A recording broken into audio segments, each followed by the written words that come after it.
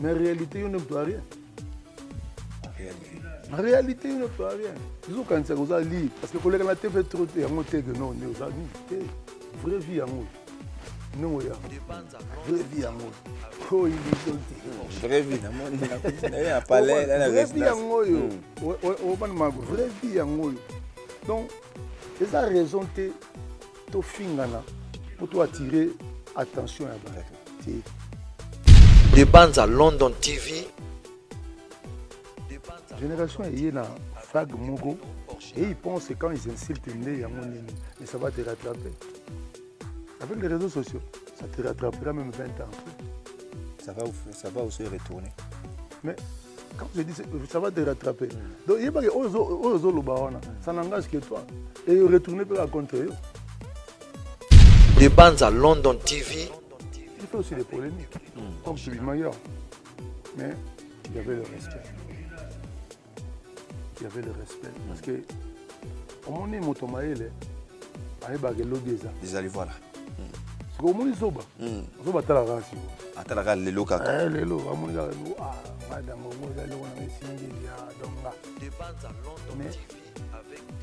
mais il y a un Simba.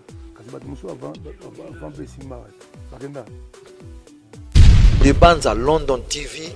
Quand tu aimes ton artiste, et puis tu es artiste, il y a tricage. Tu comprends? Son artiste c'est vrai. Donc, je me contente de battre solo. Les gens qui existent. Mais battre existent. C'est content de battre. Mais les gens, imaginer. Pour moi, ça a 10 000 comptes à l'Aïkarabablo. Des bandes à London TV avec des Bruno original.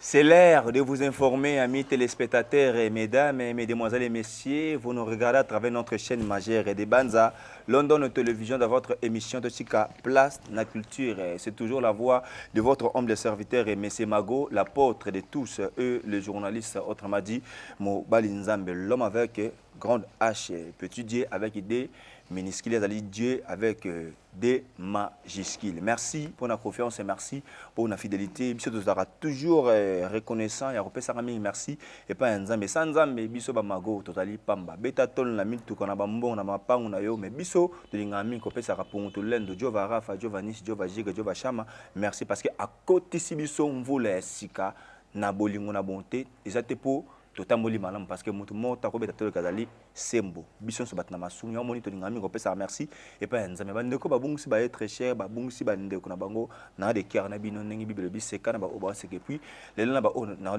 ba o bazolela lelo une émission référence na yeko yamba papa confort. Il s'agit de Savané de Picho.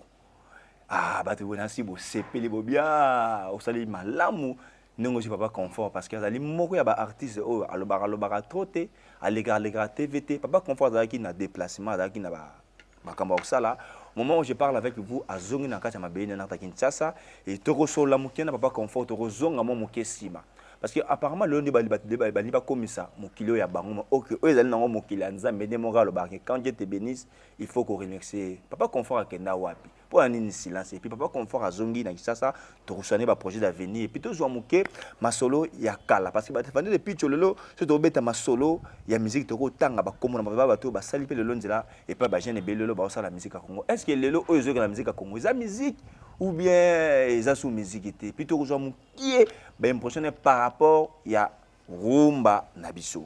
Déjà un grand merci na Bob Kokisa na prise de vie na réalisation. Merci na Noël Boukassa. Merci aussi à toi madame Aimé Boukassa. Noël Boukassa, Aimé Boukassa na kati ya Sud ici, na kati ya Fritz pardon na peso mbote. Puis merci na madame Josie Mbondo et puis pourquoi pas aussi un grand merci à celui qu'on appelle Debrino original. Merci aussi à toi maître Baina très fort judoka international. Merci aussi à toi Sam Kunko le nécessaire monté maman Aimé Koko na kati ya London City. Baba ko fond la caméra. Naza pena honoré na kati ndako ya des picho na kati résidence na ayambinga et en tout cas c'est une honneur pour moi ya koyambaye na émission le Savané de Picho. Bonjour. Bonjour apôtre Mago et puis salutations à tous les mélomanes au Orlando Bisso lelo. Papa confort. Yes. Confort est aussi la terre. Tokanagite. C'est bana Nzambe basila wato. ya nzambe esilaka te. Voilà. Ya nzambe ezalaka ma pause. Ya nzambe ezalaka toujours tie konuna. Voilà. Konunaka bien. Très bien. Biso ya nzambe donc tonunaka kitoko parce que toza ya nzambe. Voilà. Et si on a oyamba yo na kati ya de banza London TV babona de banza ba otala ko souhaiter ba merveille de banza London TV. Ouais, il n'y a pas de souci, surtout que on a début de l'année. D'abord, avant la banda, donc je tenais d'abord à remercier les bons dieux. Voilà. Grâce à qui je suis ce que je suis. Parce que mon nez, on peut tout faire, on peut beau dire, mais souffler des vieux tozaranango, c'est une âme n'était pas si. Voilà. En 2023, tu belé batiki biso, pour balegi biso na tout. Oyo pe bazala béni na façon mo saranate, mais batiki biso, mais nzamba épargné biso. Donc en retour, je ne peux que dire merci au bon Dieu. On a profité quand même na ça va venanga na batutu on a mankava. OK. Mais na bana TikTok na beke non. Vous qui m'aimez. Voilà. Les miens ba yanga wana. Donc les meilleurs vœux. Mon souhait le plus cher est que Nzamba peut Sabino santé. Parce que quand la santé va, tout va. Voilà. Me veut le meilleur dans la famille. Okay. Biologique. Yanga, mes cousins, mes frères, mes soeurs, mes tantes, ma mère. Un grand merci à elle pour le conseil à Pessara, pour l'éducation à Pessanga. Je profite vraiment de Pessaye, que c'est un Nzamba Pessaye sur longue vie. C'est bien sûr bateau de couper la père. Tout le monde s'accroche à ma mère. Parce que ma père est là avant. Donc comment on aura la sagesse, c'est pas ma mère. Et puis à vous qui nous suivez, en tout cas mon souhait le plus cher est que vous allez bien, vous vivrez bien, en paix, amour et continuité mon abino, et que le projet Boanango est qu'on se réaliser. Et aux jeunes, je profite pour leur dire que l'abondance autour de la vie, ils ont croisé les bras au fin de la non, il faut avoir le courage, il faut oser, il faut risquer, il faut tenter, c'est-à-dire il faut qu'on risque. Parce que la Bible nous dit vous mangerez la sueur à fond la Bible. Voilà. Donc c'est les allots et lobby mingi. Donc en 2024, levez-vous, réveillez-vous les jeunes et ayez des ambitions. Hein? Et puis battez-vous parce que la vie est un combat. Voilà. Laissez vos distractions. Okay. Se concentrer sur toi-même et puis fixe-toi des objectifs. Au moment que nous avons bien l'école, nous avons connaissé beaucoup. Voilà. Très bien. Et c'est un moment si ça va ne plus ya oyambayo na émission lelo. Fanatique na mo c'est pas là on a vu tant de sol no obligé de tourner na ju pour photo na page. Baza double, baza aimé Bukasa na Noël Bukasa. Quand ça fout d'ici balinga yo. C'est gentil. Baleka Oscar Bukasa va bien. Ça libère non je papa ça va. Mais tous les allées belé. Mais toi aussi ça une chose parce que tant ils ont manqué. Mais tu profites le droit de jouer pour les gars on peut TV rare. D'abord une question moi personnelle. Ça va depuis chose trop rare pourquoi? Bon. Rare c'est trop dire. Mais moi j'ai appris une chose dans la vie, c'est qu'il est rare et cher. Voilà. Je préfère. Avant, on vivait plus pour paraître, pour montrer aux gens ce qu'on est et puis ce qu'on a.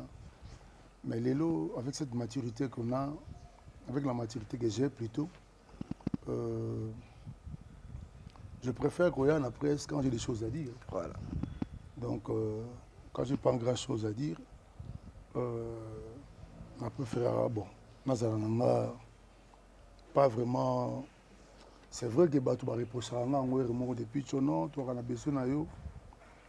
Mais à un certain âge, tu es sensible. Voilà. En sens tu peux dire A et que les autres interprètent comme ça B, C, D. Okay.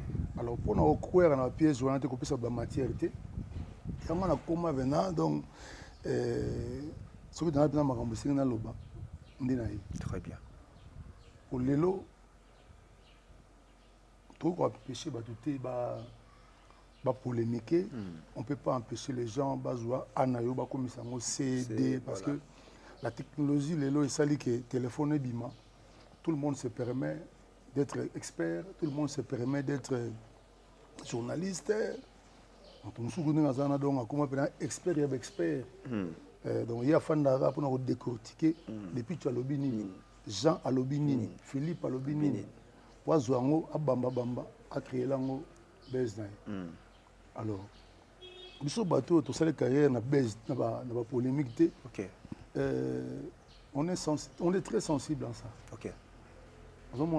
Parce que tout on a grandi, tout le temps, camarades Nabiso qui sont aujourd'hui des cadres, autant quand on discute, on peut sentir que non, OK. Alors, nous avons un devoir, c'est que Bisso en tant que Bayaya, tout ça la rende tout ça la rende non, moi ma différence, c'est important. C'est qui est rare et cher. Voilà. Donc, très bien. Je préfère rester chez moi tranquille et puis réfléchir sur quoi faire demain. Ouais, bah. 2023, tu joues qui tu as quitté. Tu sais, là, il y a Nzembo, tout ça, il y a des missions, réalisation, clip, test. Ils ont une plateforme à téléchargement. J'en profite pour nous, ça va nous découvrir des pitchs. Sur quand même sur YouTube, ça va des pitchs au Canada. Il y a un dombolino. Voilà. Et puis en 2023, je crois que au Canada, vous avez un conseil à Mboka Libanda, sur la mémoire malam. Tu es sous le thème, OK. Voilà. En Afrique du Sud.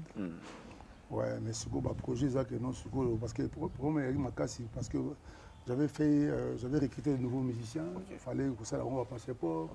La formalité, ça a pris du temps. Mais vu que le producteur a besoin d'un vite fait, le passeport va petit monsieur après. Voilà. Donc ça là bon, fallait qu'on mais je crois cette année trop qu'il a voilà.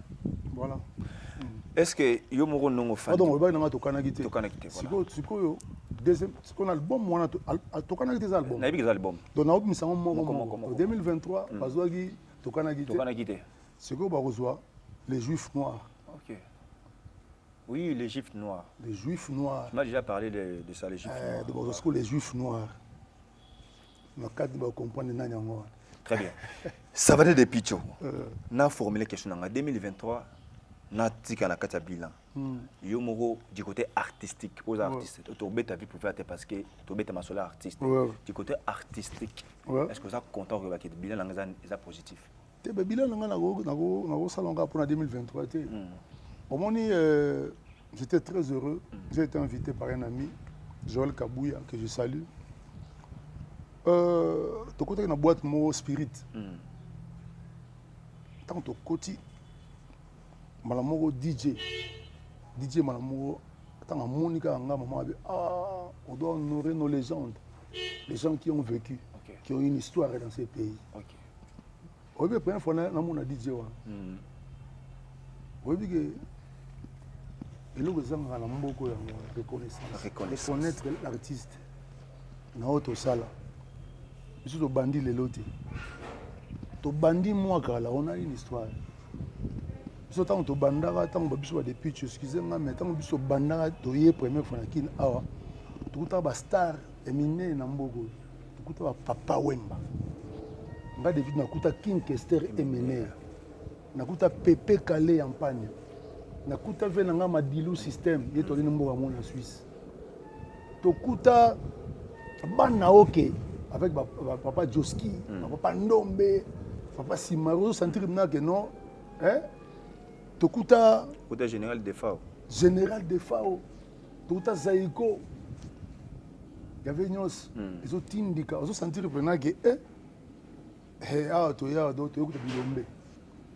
mais on a pu percer parce qu'on était humble. Parce qu'on reconnaît ces aînés-là. Il y a un peu percer. Parce que tu as aucun vers Bayaya Wana.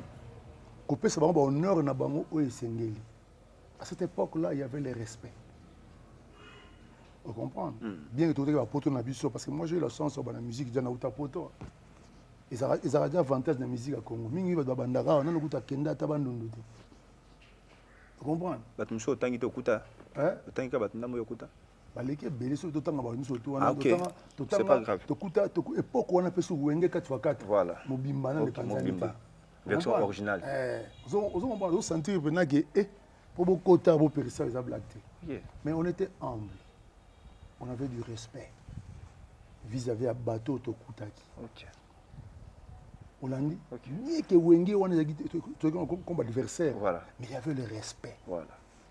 Vous comprenez tozobundisa bango musicalement mais en dehors de la musique il y avait le respect Très bien.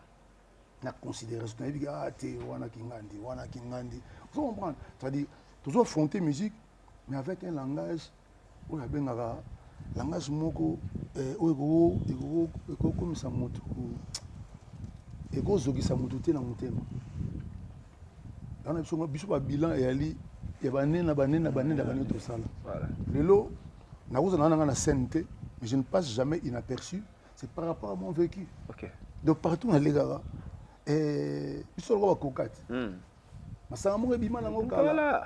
mais ti bobimisi nyonso tosengi bobimisa mais bamelaka yango kaka ozomona parce que tozodire pourquoi parce que navivaka musique te ya naleka motu nabetaka musique te yake ngai kaka te nabetaka musique parce que je suis un passionné de la musique Voilà. j'aime la musique Voilà. et la musique par définition toyebi définition nango nyonso moyena tabandela so yango ya Exactement. mais eza eloko oyo tosala devoir ya kopesa bato plaisir Ok.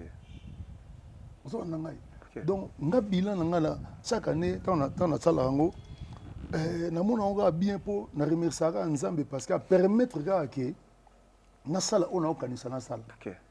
ozo comprendre jour na kosala makambo oyo eleki oyo nazokanisa wana nzambe kaka Voilà. mais nga tellement nasala babila na nga na ndenge ya vie na nga moko nano donc nasuka na remerciaka nzambe Voilà.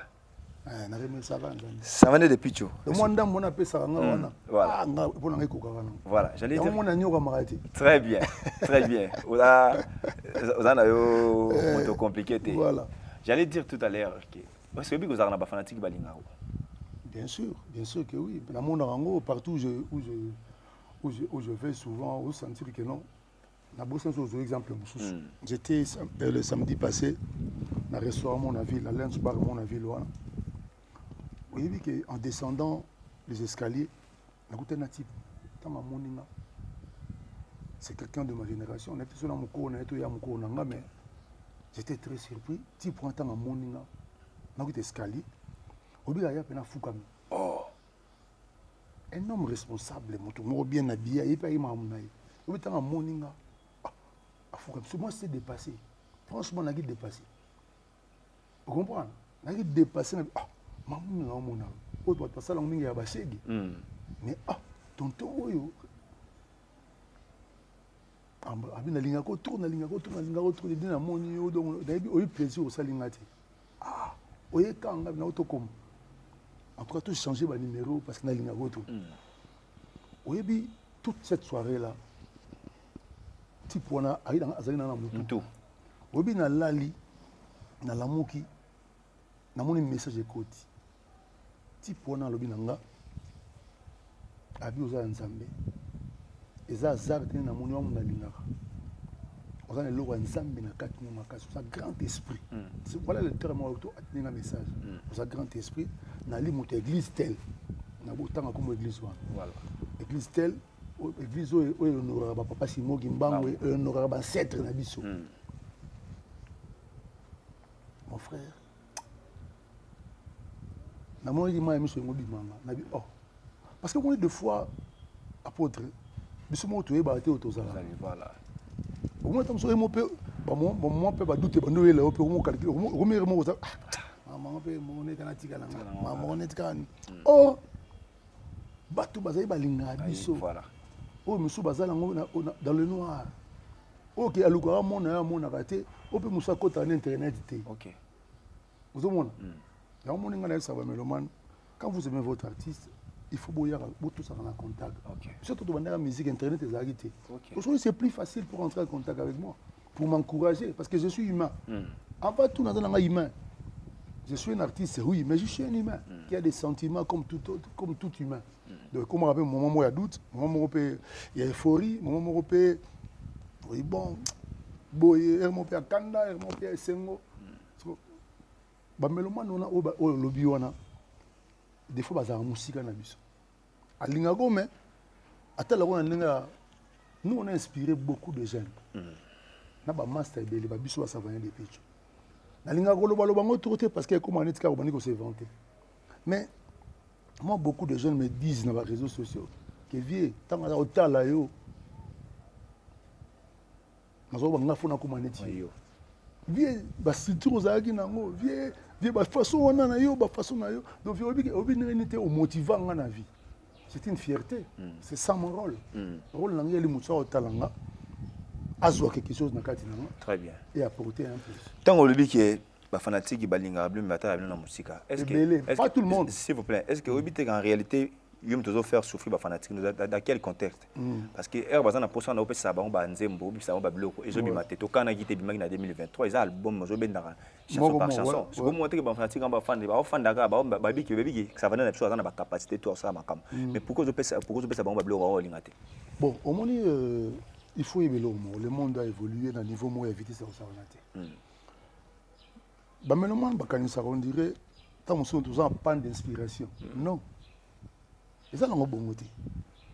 Banzem Bozali est belé. Mais le monde a changé. Le lot est comique et non. Mais on peut ça, les Américains comprennent avant. Ok. Ils comprennent avant au Saba single. Ok. Ils comprennent, je crois, 20 ans avant. Ça, on a un single, moi, pas, à Betty, pas, et comme c'est millionnaire. On a un state. Biso Awa, tu as exprimé c'est album dans la bimi. Et on a perdu beaucoup de temps. On a de l'énergie. Pour nous ça, temps sur 12, 15 chansons d'un coup, mais on a accroché temps sur un mot. Pas chanson les alliés. Mais toujours l'andapé, moi, mouké, n'est pas moyen comment. On a ça la raté parce que Jean avait mis ça en Zembo 3 mois après, on a pu faire la nene et ça. Non. On ne peut pas. Oui, une star. Une vraie star. Amutu Oyo, Alanda Abadute. C'est ça la makambu. On est inspiré. Mais soyez bon comment nous comme mission gospel. Tikanga na expliquer. Pour aux gens sur na mokila moté à musique mondaine. L'on a izani. Au moins ils sont comme ça makambu parce qu'il y a ça les bonga pena landi. Tiba tutu ba otambola carré moko. Tiba tutu ba ta chemise moko. Tiba tutu e comme no te ngapa na fa na bandal, ba tous pas comme na bandal. Est-ce que vous comprenez? Bien. C'est vrai que batamo ko to tikaka, ba tu pere moko e mo ba lembaka, et puis azo mais papa, autant na ta mondialisation. On sous mambo akalate. Lelo nzembo ndenge zawana il faut que ça nzembo ti la chef d'œuvre. Nga leo na paye na yoka banzembo lokola ba makolo masia. Na yoka banzembo lokola ba album ya papa ba Floridol. Banzembo lokola ba yete ou. Ça dit banzembo leki déjà temps. Mais na yoka ngoti lo pourquoi? Parce que c'est ba chef d'œuvre. Banzembo oyo erotika. Moi je suis pas là pour ça la concurrence na bato. Il y a un peu funa emba T. Na concept na ya bongo te. Na senga nzambe nde mutu esala kaka. Nazo la bongo turo na juif noir. Juif noir, voilà. Vous comprenez? Tu retires appeler juif noir et ça musala. Na to beta dernièrement Fatit. Autant de Fatit. Na to beta mona ni attend pour l'élection. Mais au sentir les gens il faut que vous me dites que ma campagne, mais ça m'a dit oui. Mon artiste, c'est la biso sous. Elle est bon, il y a pression. Donc, 2024, il y a moins World. Et puis, tu as moins Nguasuma. Total, il y a un peu sabiso. Vous comprenez? Et puis, total, surtout, si on a prêté sous vie sous moulin, mais tu as la macamoute. Parce que les gens ont ça la beauté, ils font ça la beauté. Oui, bon cooks. C'est quoi mon niveau à marathon? Oui. course mo babengango ya marche oyo course basa course mo basa baotambola ya marche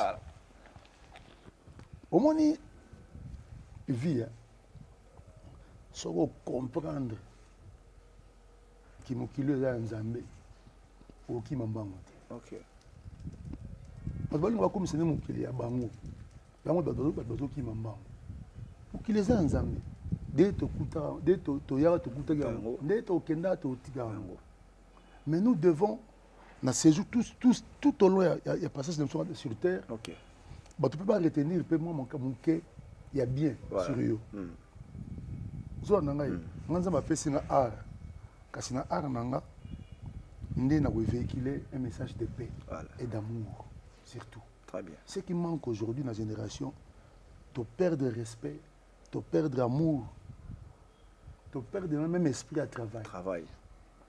Moi-même, je suis aussi une zémoyenne en 2023, une zémoyenne en 2020, en 2015. Et Kokana. Et le Romoro. Et Kokana. Mais tellement il y a trop de profanes. Il y a trop de gens qui ne connaissent pas la musique. Qui sont devenus des fanatiques. Il y a Pamba. Donc, ils acceptent tout. Au besoin de bête, depuis que tout le monde fait manger mon boy, tout le monde fait. Donc, n'a pas fanatique n'a eu besoin de couper ça yo. C'est bien sûr de rabat ngamba na bango. Faut tout ça là, tout produire pour bamba c'était là. Voilà. Donc, on n'est pas là pour nous distraire à gauche ou à droite. Oh, il y a ça les gens. Et on a été sur le tout dans tout dans ma bonus de ça là. N'a pas voiture nous les années. N'a pas chemise les années. N'a pas on a quitté nda et comment ndé. Très bien, ça va de depuis tout. Donc malé pas s'inquiéter. Voilà. Ba meloma balinganga. Le plus important, c'est que non, ba mon anga boy en bonne santé. En bonne santé. Ça c'est ba mon anga ba chic boy. Voilà, ça dit banze monde banze moka bazela papa confort mon anga non, vivre bien mais banze mo bazela ka banzo répéter en consommer un peu au sina bimisati. OK. J'ai des chansons na YouTube wana pe faut pas consommer en autre. OK. Vous comprenez ba yoka madame mon épouse ba yoka ba kana ngai bani aba alfo livorien mais banze musu eza na album wana ba confession. Perception na ba plateforme de téléchargement na pour bandi ba ba mago to rouge ça venait depuis tu autre na ba consommer banze mo ba consommer ngwa. Bon nga banze munanga so keka na YouTube obeti ça venait depuis tout ta. Au moins maintenant liste banze munanga tu ebimelo wana. So beti ka ça venait depuis tu ebima wana. Ebimelo bena wana nyonso to. Ba clip nanga mingi wana ndombolino. Mais à part ndombolino so beti YouTube yemo munanga ebimi. Donc quand tu aimes ton artiste et puis biso to artiste il y a trucage té. Vous comprenez? So artiste c'est vrai. Donc je me contente na batu oyo ba like rablo na ya solo. Les gens qui existent. Voilà. Mais batu ba existak. Ndenga nga se content na batu mais les gens oyo ba benga ba imaginaire. Tout moi ça 10 000 comptes à like rablo ni peut-être on a batu té. Vous comprenez? Ngai na zane sengopo nombre d'amis bazana nga na Facebook oyo bazana oyo ba follower oyo nga ba follower nga na Instagram na nini na TikTok on nini il y a vrai des gens qui existent. Voilà. Vous comprenez? Donc nazana besoin te bato ba mona nga na 1 million de gens to 100 000 personnes mais 100 000 personnes on va vrai ba 5 000. Très bien. Ça va de picho. Lelo na kenemo muke na actualité. Oza leader d'opinion, na vrai sens du mot. Bien que artiste mingi na département na mingi to benga ben leader d'opinion mais boza rappelé nous plein ba leader d'opinion te mais nina so plein. C'est qu'on te dire sur les non na vrai sens du mot oza leader d'opinion bien que la plupart des artistes et musiciens na ba compagnie ba vrai leader d'opinion te. Même na lobby. Faut besoin véhiculer message malamu. Très bien, merci beaucoup. Alors question ngazali boy. Est-ce que lelo tant fan di bozotala ex-patron na yo o le laza vie na yo o le barabola mpo na yene be mission ko folomde comme on ezozonga toujours na ba salade et le beloni. Ce problème na bino ba journaliste na Congo ezali trop ba émission so bien tout que so on solo baba mais suga o linga to pesaka ba to matière matière ninga na sengi yango sikoyo bandi wana atunika question oyebi question bête za rater oyebi en tant qu'humain nga nakosepela jamais bafingaka yo ok wana na ndenge mpena oyo babenga humanisme kenga nasepelaka na mpasi na yo ke yo famille ekoti désordre ke yo obeli ke yo ozosouffrir ozotambola makolo ndako eza te ngai nasepela ça c'est pas ça valait des trucs. Moi je dis toujours jour biso ba congolais to comprendre valeur ya artiste biloko ebele omona na TV wana ici la communauté toi na valeur te toi na valeur te pourquoi ezaka te po tokonanaka bato bafingaka hein et puis parce que na biso mo pe artiste tomilokelaka ba problème yamba yamba mais moi je ne peux pas accepter que na fandi car pour la vérité même pour un collègue namona que bazo tumbaye bazo dénigrer non non non parce que après tout nous sommes tous des artistes vous comprenez nous sommes des artistes donc tout biso to na corporation moko de so yo ko l'idée et là tipenga voilà ba so muto akufeli na musique ba oh non ba condoléances na biso to pesi na ba musicien ba artiste nous autres donc voilà c'est triste mais la réalité il y a vie à l'élo ngesala ngama so bala ba ibna geno oh to zonga suto banza robotama na botama na époque ba Louis XIV oh bato yango ba batala mais ce que le makambo ça na sens au ça conseil ils ont pas besoin de ça au monde mon bébé so aujourd'hui si j'ai fan ici par exemple na TikTok so te ya bato on moni fo boy pas non mais zoara caméra bando loba bando finga bando partager. Donc aujourd'hui il y a des spécialistes à partage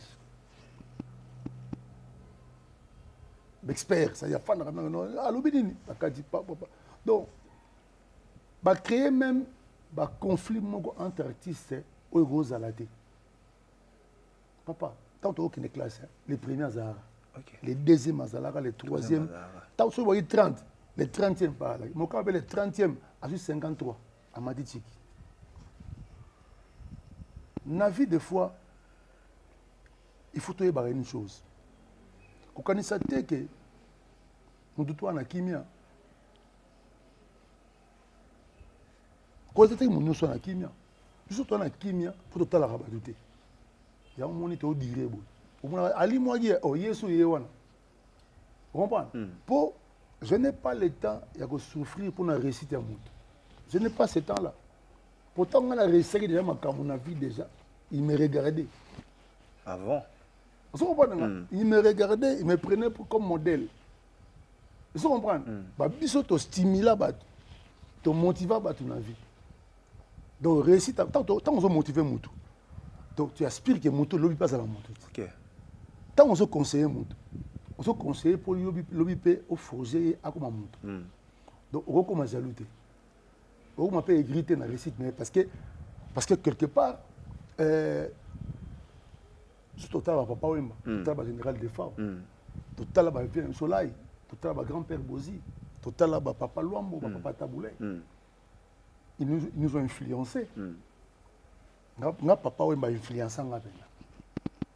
Vous comprenez? Influençant nga makasi na carrière na. Parce que biso to bani ma mobile Paris, on to ya wana to un esprit qui vive.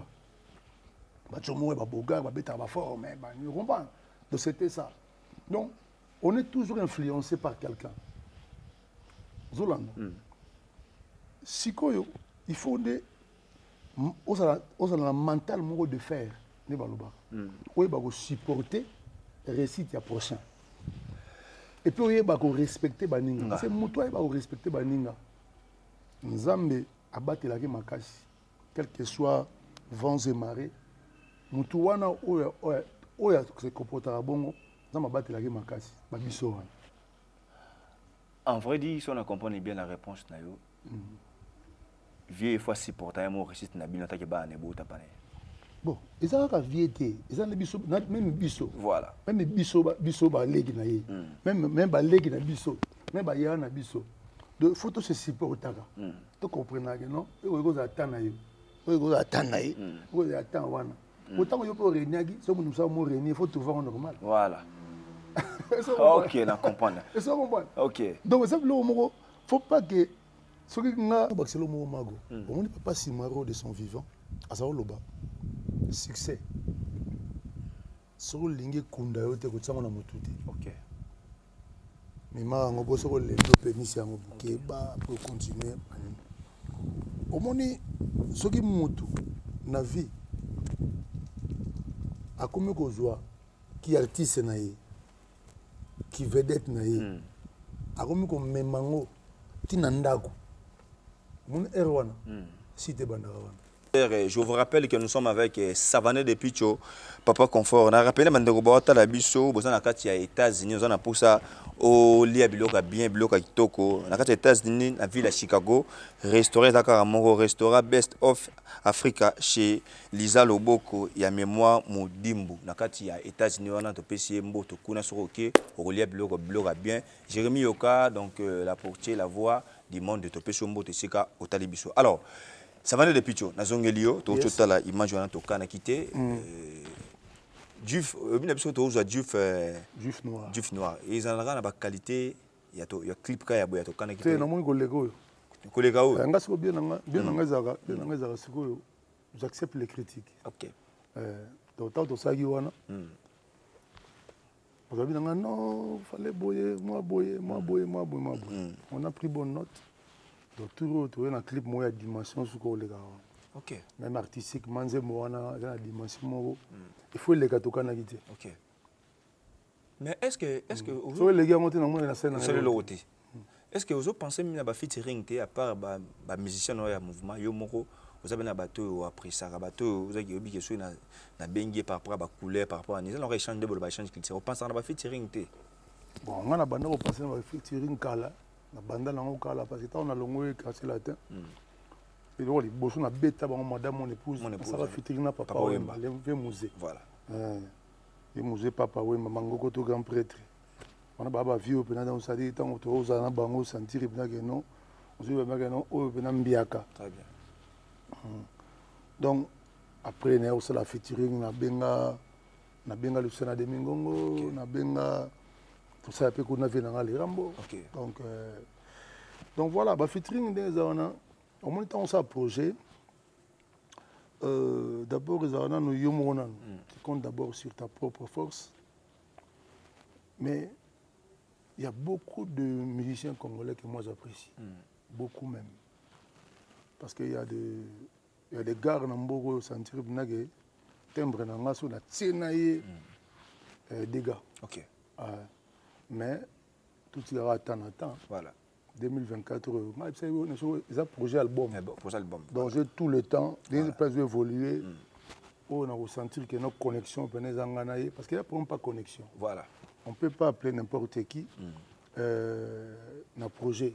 Il faut bien un mouton autant aller avec le cœur. Vous comprenez? Il ne faut pas bien un mouton aller à un freinage. Et là, on se sale dans le mouton, il faut y accrocher. Voilà.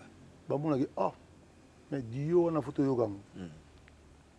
Parce que moi, je dis toujours, nous les artistes ne sommes pas des ennemis. Ok. Il y a la concurrence, mon adversaire.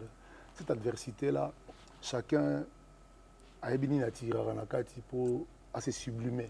Voilà. On comprend. Donc, nous avons toujours ouvert la collaboration. Mais nous avons inspiré. Puis les gens seront surpris peut-être dans Dieu mon robé tant que master moko tant que yaya moko tant que leki moko donc voilà autres hommes on a le les sur musique et le bataillon mokila bateau changer ligne il y a climat mokila bateau nzambe mais bateau ba komisa mokili ya bango mais yum to ba yimalo bana to na mokila bateau nzambe mais bateau ba komisa mokili ya bango surtout na monde na musique vous êtes trop danger permettez-moi pour le terme mais limisanga les loyo pour nani ni bino ba artiste vous compter na ba œuvre na bino mais vous compter ming na ba la polémique. Bon, les vagues moi la génération, les vagues moi la génération. Tout ça c'est les réseaux, c'est les réseaux sociaux. Comme on dit dans ma bimara star Nambogo en 1991. YouTube est arrêté. Ok. Donc Internet est arrêté. Ok. Il y avait aussi des polémiques. Comme sur Bimaya. Mais il y avait le respect. Il y avait le respect. Parce que au moment où Motomaele a eu lobby ça. Désolé, voilà. C'est au moment où Zoba. Zoba tala rasi go. Atala le local. Le lo, amoni ga no ngada ngongo za lo na simbi dia donga. Mais yo avant Simba, kasi batu muso avant pe Simba rat. Bakenda. Biso bato to kuta ebele. Dégâts.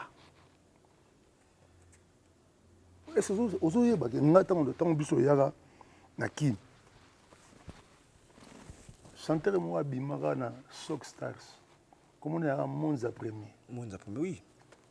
Paix à son âme. Monza premier. Joana abeta zonga eve bolingo nzote komi kolenga na pio e mama simbangai tokende oya eve bolingo. Oui, mais musique. Joana a ça la pagaille. Mais il n'a pas duré. Okay. Destin a eu, ils ont eu bon peut-être. Il retour arrivé, une fois arrivé à un moment mature, était arabis. Je préfère durer, hein, que na legaga pour na legi pour na ti. Ya mon biso to tambola ya bikota kota te. Génération est na fag mogo et ils pensent que quand ils insultent né yango neni, mais ça va te rattraper. Avec les réseaux sociaux, ça te rattrapera même 20 ans après. Ça va aussi retourner. Mais quand je dis ça va te rattraper. Donc il y a pas que ça n'engage que toi et retourner peut contre eux. Parce que nous autres, nous il y a ma belle. Ouais. Vous comprenez? Ouais. Le coup, mon gars, mon pied, mon col. Pour nous, on a un miracle dans ma vie. Pendant que les gens pensent qu'il y a disparu, nous avons élevé dans la façon dont nous comprenons l'été, à autant que chimie, nous permettre de salle nous sommes dans rival. Le bien vous boulez il y a un monde dans la société, il n'y a rien. Mais rien sur le banc, rien on a. Mais en réalité, on ne peut rien. En réalité. En réalité, on ne peut rien. Ils ont quand ça lire parce que collègue la TV trop té en té que non on ça ni té vraie vie en haut. Non ya. Vraie vie en haut. Oh il dit vraie vie na mon na palais na vraie vie en haut. O ban mago vraie vie en haut. Donc les a raison té to fingana pour toi attirer attention à bas. C'est vrai. Il y a des artistes qui ont construit leur carrière dans la polémique. Voilà. Il y a des journalistes qui ont construit leur carrière dans la polémique. Il y a des comédiens qui ont construit leur carrière dans la polémique. Mais ce que tu c'est cette génération-là. Parce que même pas les comédiens, et Koti, et Kota, la polémique. Donc, quand il y a une mission, et Kota, c'est la comédie. On va faire un hôtel, on va faire un hôtel, on va faire un théâtre. Donc, ma musique, et Kota, c'est Kota. Donc, écoute tellement dans la société que les lots, biso bayana na bango faut to interpeller la bango. Ata ba boyi. Voilà. Biso bayana na bango faut to za na devoir de interpeller la bango. Que la vie est éphémère. La vie est tellement courte que. Et là, on me question moi il ngambangwa et la ligne ben to kota na terrain des polémiques mais à chaque fois tout ça en nos émissions na zora basu que c'est belé puis tellement bon tellement bien ba tu ba pris sa connaissance na sagesse na yo ça va aller des pichou na za appela senseur clair na yo les leçons au côté internet ngana zo personne information comme opandisa on peut donner opandisa mais on a plus information na za appela clair na yo ba polémique les autres les tout ba mission na biso Congo ils viennent na yo ko fait l'homme et puis na leki na yo Fally Ipupa. Yo nongo fandiawa, aux artistes, aux oloba bien bat ba ko pe ko yoka connaissance na yo.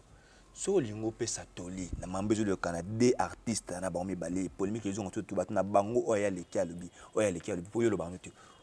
Aux ana solution yo pe na makambo. Bon moi ma muso zo lo bango quand le mélomane, le fanatique ne pas polémiquer.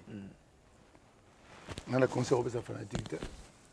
C'est pas artiste na bango bato bazo tout na bango. Justement, ils allaient bateau wana. Ils a battu. Yo bolobi bateau wana. Bato pembeni na bango. Bateau wana ta baloba o ba pembeni wana, c'est pas l'artiste. Nga so moni so na moni pour mon noko nga o na lo balelo. Bato ba talanga, ba zo matière chenga. So mutu mo atemi aw, atanga na pesa ge maloba wana loba. Atanga mutu na bien, atanga mutu na pesa ge maloba wana loba. Ils ont gâté ça. Si vous avez samba, vous avez gagné un peu. Ça comprend. Ce qui m'a le bon, c'est entre les artistes. Parce que moi, je n'ai pas vu artiste moi sur le bas. Yaya to, Yaya moi sur sur les qui bouillent pas. Entre dans le monde en côté. Ils ont bateau na ye bateau pas qui bouille. Et puis bateau nous sommes inexistants. Les gens qui n'existent pas. Parce que mon monde on a les réseaux sociaux là, ils ont monde il y a pas même un virtuel. Ils ont virtuel. Donc mutumusho ali wana atie photo mon na mwasi, maza mon na moi mbali. Na tu mon na moi zo komela nga jo ni moi mbali. Ozo mon. Et moi mbali ni atie photo moi. Atie mon na mwasi, mais mon na mbali aza wana ka rapport asa nini abolo créer les problèmes. Mon monde on est comme. Il y a monde le monde à Kebs. Il faut être très prudent. Je suis bien orgueilleux, parce que tu es prudent, parce qu'on est discret, parce qu'on ne se mélange pas. Je suis bien orgueilleux. Mais nous répondons à la question. Vous avez une musique. Nakimi en bongo pour na mon réponse parce que moi le bi batouana bazoloba. C'est qu'on a conseil na opesa batouana baloba. Les fanatiques conseil ni opesa lelo. Fanatique ya congolais conseil ni opesa. Pour à yo côté baza batumi baza ba borné. C'est-à-dire tellement fanatique na yo, vous comprenez? Ata pas coller au mbindo na nini boye ba ya o ya pour défendre. Ata so le mabe ya o ya pour défendre. Ata nzembo ya mabe ya o ya pour défendre. Alors comment on ezo bima na makamona ba comment on bien bima na makamona. Pourtant on ya fini na suka tomboli comme on a. Mais justement, yango moni lelo. Na to biso le monde bandila na bike non. Tout ce qu'on fait et la travail biso. Très bien. Ni na ngozomona mabe la musique lelo. Te musique lelo ki bonga eleki. Musique lelo bato balingi bakomisa mokili ya bango. Musique lelo donc moto alingi mokili koma ye atika la ye moko. Yo si ba rivalité muso ka yo sona muso na zani. Parce que bato muso balingi batika la bango moko. Alinga mona moto te. Na bato ya kuta. Donc moto alingi mona moto te, c'est-à-dire yo pe yo mukolo moko boye pa lenga ngai kaka. Bato bazala te. Leki moko pe ngai pe masa moko pe. C'est ça le problème. On doit s'accepter. L'environnement et la musique du Congo, papa. Le Congo, c'est un pays continent. C'est un grand pays, le Congo. Chaque artiste a une place. Voilà. Moi, j'ai découvert à travers les réseaux sociaux, ma petit mot, Basara, rapport. Vous comprenez? Basala, mon club, là, moi, se retrouver à Fande Belé. Moi, ya lobby. Moi, rapper, Moussa ya lo. C'est très suivi. De l'île, quant à l'art, les gens vont suivre. Très bien. Tout tika, ils n'ont pas si pour tika parce que ils ont la carte na bango, c'est-à-dire c'est ancré en lui donc les alliés à un mental moro qui nga kaka, il faut ngai kaka, batu bazala ten pas o mokila nzambe papa. Ato boy to za kaka.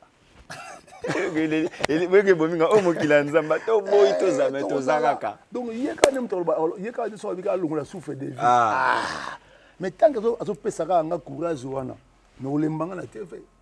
Olembanga na apparition. Olemba, on ba que mais moto, yango mo nga bisa bango. Soko linga no moto te. Na ko tala gete. OK. Niti nga soko linga ngati na la kamera musomo na linga nga teme. Omona so ba publier le roi depuis yo sala commentaire. Ah doza fanatique nanga. c'est que na dérange ko makasi parce que motu olingi était ce que eloko ne bandi au change tout ça là on a parlé dans la TV au sein du programme au zappé mais c'est pareil quand toi tu penses que parce que le fanatisme avant c'était que non Okokumisaranga, Okokumisaraye, mais les gens veulent s'accaparer. Batou passe à la raille. Merci beaucoup. Ça va être aussi cette émission Lelo. TV Zangonga ba osala nga sina moni ba na na yesus na ndako na moni ndako kitoko. En tout cas, ça s'appelle encore on a parlé. Félicitations pour la résidence. Donc ça s'appelle na ndako aussi cette émission Lelo. Question mo yenga mo mbangwa to chité na biso.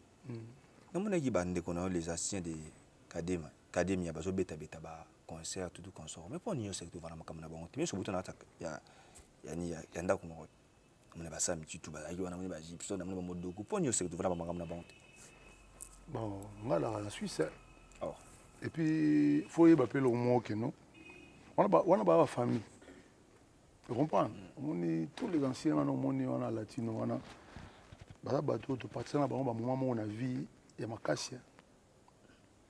Vous comprenez? Tu lis à ma place, Mogo, tu mets à ma place, Mogo. Moi, je ne retiens que ma souvenir à bien. Parce que si on se réfère à mon surtout et passer la vie à bateau, tu lis à sous bateau. Moi, quand je vois mes frères évoluer, ça arabe, bravo. Vous comprenez?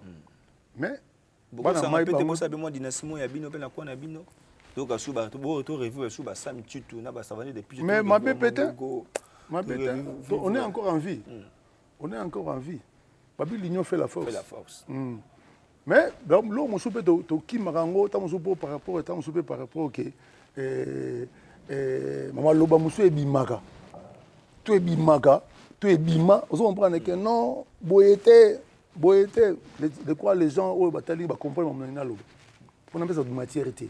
Et au moins ta musu que tu éviter ça que non, ta musu que non to sangana bon. Mais il faut empêcher que non, na bête que tout na Paris, pas la moitié bazo bêta, na côté peut te partager moi chambre autodé pour te rabiner mité. Tu comprends? Tu rabiner mité. Donc na ouais après les gars na Paris, vous pas ah bana bête qui dimanche na côté vous pas ah mbosi. Bote là non plan ouais. Tu les quittes. Tu te sam, ah Samilo, sam. Tu bête là le shopping. Voilà. Tu comprends? Tu bêtis là au moins mon dogo à l'IDEPS, pourquoi pas? Tu bêtis ça Yambosi, toi à Sam. Ça peut se faire. Donc, mais sauf que, tu vas comprendre que dans la Suisse. Tu comprends? Tu as un fan à Paris et moi j'appelle un truc différent. Donc on écoute trop, tu comprends? Nous avons moins trop. Mais comme si on a la moins distance. Et puis, ma camoufle trop, banini. Donc, moi, pendant une et puis, on va moussou pe bima que non, si on va. Ce qui boy ça liboye. Vous en avez pas même boyembi boyete. Moi choqué on va ba. Amala moussou za ta moussou. So boyembi, botiko yemba, botiko sala bo. Des verres qui babeta banzemba mais par exemple, des maloba. Des maloba nengwana siko. Des maloba nengwana siko. Mais justement, so mutu alubi nengwana. Na mutu netinga. Biso dinga so problème. Non ça on va éviter la loi nga on va éviter vous avez choqué na malaba vie na vous a choqué banzemba quartier des dinga na biso que non te monde za bo kiti na nga donc ndingo fandi na ngwana donc so ngotel ma faut pas ngusam ça kiti na nga les gens ça droit na nga et ça comprendre ça kiti na nga na so habité non mon on dit on a comme ma kiti on a terre. Mais pourquoi bien vous tenir rigueur na malaba vie est-ce que comment na lundi déjà malaba on a tenir rigueur dans maloba wana ti et puis na yo ça l'émission té pour na pesa matière par rapport à maloba wana na lobi na yo gaga ke ngana za na raison nga principal dans la Suisse très bien. Merci beaucoup de Céline Michel Lelo. Merci pour attendre papa confort 2024 to koti to osela ba programme mais aujourd'hui la musique a Congo besoin numéro 1. Avec ces questions-là, numéro 1, bino mon ne mutu BBC pe musique yango. Boto ba ba musicien na ba porte-parole na ba bato entourage de musicien té na bino pe ba chroniqueur mo BBC musique. Parce que ngana mona jamais Drucker ayambi exemple Pascal Obispo allo bana atune question de retour nga que ne bo dengo za boye donc numéro 1 na bino mpe azalaka. Parce que maman sono bazon ndima, maman sono ba ba numéro 1 le lazali. Boso ba kolina bazon ndima numéro 1 azali pourquoi pas? Mais tali bango ti. Ah kasi fa golo balanga bon itali bango c'est tout. Ole ogelanga gauche droite parce que ba kolina bazon ndima numéro 1 le lazali c'est pas Congo. Non non non. Oyebi musique hein. N'est solo mo lelo. Musique est la question à temps. OK. Musique faut accepter il y a ba temps. On comprend? Il y a ba cycle nango. Au ngongo yé. Au lobby yé. Au lobby kuna. Et ça ndenga cycle la musique ezalaka. Biso tant comme na France wana. Il y avait des grandes stars. Jomo Abima en France MC Solar yo resus. Ténor resus. À ça la succès danger. MC Solar bato ba porter des années 90 ba yebi mom na lobby. Au ba talanga ba yebi que Jomo MC Solar. Il y a eu comment Obispo Abimi. Vous comprenez? C'est le mot Johnny à Kamola qui bang. Non, ça en a été. Gim Saewe. Dadju Pesu des gars. Vous entendez? Vous ne citez que cela. Donc, musique, c'est un cycle. Tout ça, na Congo, ayo yebi pour me parler, papa m'a colonisé la musique. Ouais. Je suis mon aïe, autour de l'Ouambo, parce que non, dans Congo numéro 1, papa, aïe, ce papa. Tiens. Mais il est conscient que dans Gongawana, il cartonné. Papa Wemba. Deux mots posant conscient. Vous comprenez? Vous comprenez? Moi, je suis là pour. Moi, je suis là pour douter. Moi, je suis là pour douter. Moi, je dis pas douter. Mais le problème, c'est que dans la musique, il faut que les gens ne pas souffrir, pas comprendre que non. Dans la vie, ça ne sert à rien. Il y a un beau, ça n'a pas passé. C'est-à-dire, non seulement passé, mais il y a qu'on reconnaître. Voilà. Vous comprenez? Parce que quand tu reconnais les gens, le bateau n'a pas reconnaître. Viens à bon. Moi, quand tu me reconnais, je te reconnais. Très bien. Mais quand tu ne me reconnais pas, je vais ignorer. Merci beaucoup, merci beaucoup. Ça va depuis tu as tout cas aussi lycée Michel Lelo. TV zangonga ozolo batelema bi ozope sanga ba matière belé ba sucre belé mais sauf que ba ça dans signe na région on peut pas continuer photo 4 parce que TV ça me demande nanga que bon je suis à Kin juste pour 2 semaines. Voilà. Na ozonga pour finaliser clip nanga ya Juif Noir. Na ozonga semaine prochaine. On a finalisé clip nanga ya Juif Noir. Donc après na roya siko na fanda. Voilà. Tout mon activité. Mouvement déjà, j'ai pu reconstruire le groupe. Voilà. Donc, tout mon activité 2024 sera plus vraiment présent, plus présent pour ne manquer pas trop et puis voilà. Allez. Amis téléspectateurs, c'est la fin de cette émission. Là, il faut dire merci à Bob Kokis à la prise de vie, à la réalisation. Pourquoi pas aussi merci à celui qu'on appelle Oscar Boukassa. Il y a Noël Boukassa et mais aussi Boukassa Nakati. Il y a Soudef Nakata Fred ici, pourquoi pas aussi merci à Jérémy Yoka, les portiers, la voix du monde de Péché Mbote, merci à madame Normi Makanda, Lapuluga Moïna, et puis merci à madame Flerby, et pourquoi pas aussi un grand merci à celui qu'on appelle le grand paradis Diebouanga, papa, Najonovic Nakata France, merci à toi, Jolie Zola, merci à maître José Bolemba, maître avocat, conseiller, manager. Excusez-moi, non, jeune monde en fait découvrir Bameloman dans ça des featuring. Jeune wana, tu vois tel clip nanga wana, bon mon appétit moi wana. En tout cas, faut botter ka. Voilà. Allez, écoutez nous comme c'est même adresse de Banza London. Non, lancerateur, il va me lancer. Tu n'as pas tigolo pesa ba bambote. Pour la moni, na moni ça pour ça pesa bambote, il y en a plus na biso. Il faut te pesa bambote parce que bon. Biso tout ça boy musa na biso ali to faut toujours na relation na biso na ba na biso. Je salue mon aîné Yatizo Changa la Coco Chang. Merci pour notre soutien, merci pour notre bolingo, merci pour notre considération. Je salue Amadou Djabi. Donc félicitations à toi. Donc le président de coordination de la SV Club. Donc je dis qu'avec yo veille à retomber à Masusugo, Amadou Djabi, il y a une équipe Mobimba.